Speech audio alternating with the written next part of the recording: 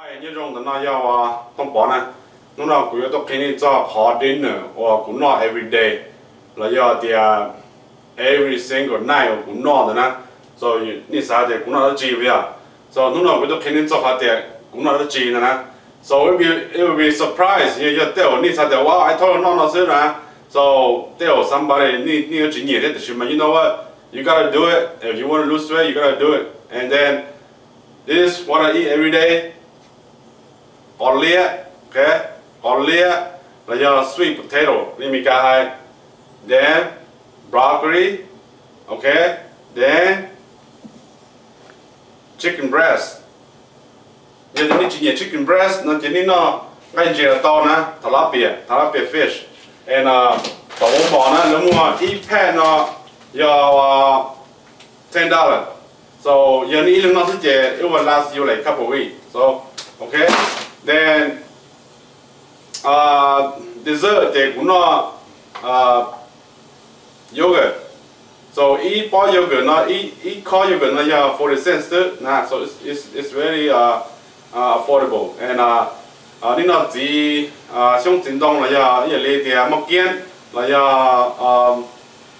strawberry là in tàu nè. So những thứ này họ choice so sweet potato, broccoli, chicken, fish or yogurt, cho nên cũng nó every single day, every single night. So giờ ni sa thì ni sa lose weight, ni sa bông thảo nó chỉ nó là cuộc plan nó sẽ chỉ nó yêu vợ thế này, yêu vợ nó cũ rồi chỉ ni vợ nó ni thế nè, ok? Every của chú tao của tao xía này nhưng mà ni khi ni nó thế cũng mà ni mua cái meal ni sai thế trong cái giá này, lên đó sẽ xin chip lên. Ai thì nó giờ tung bón na, tại nó của tôi cũng khẩn đến nữa na, so của cái này thì nhờ đó chỉ thì cũng mua ở nhà còn lia, rồi cho ít con broccoli, thế ít con chè, thế ít kho hồ sơ cái, cho hồ sơ cái thì cần chè mà thôi ni muốn grill to mà nếu mình chỉ dry nữa, chè và ni chủ mua và ít cho có khả năng, và cho là muốn cho nó sâu na, để còn nữa cho nó dry na, để còn nữa juicy, thế còn nữa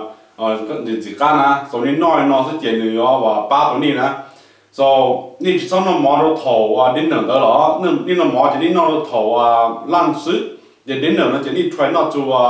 那搞脸我们做 broccoli 是呢，好像的你整那毛的就你那毛刀长呢，就那就种你呢，so try not to eat rice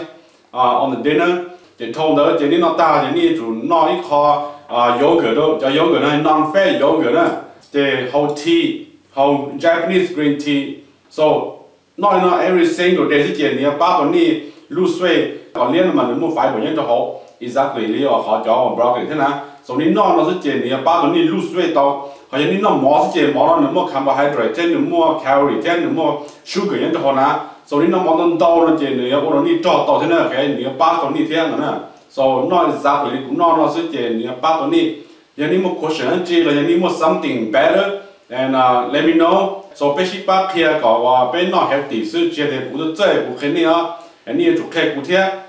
古天包那天，好古又不包也不肯定天，必须把皮个被 healthy 啦 ，OK？你就是先记住就好。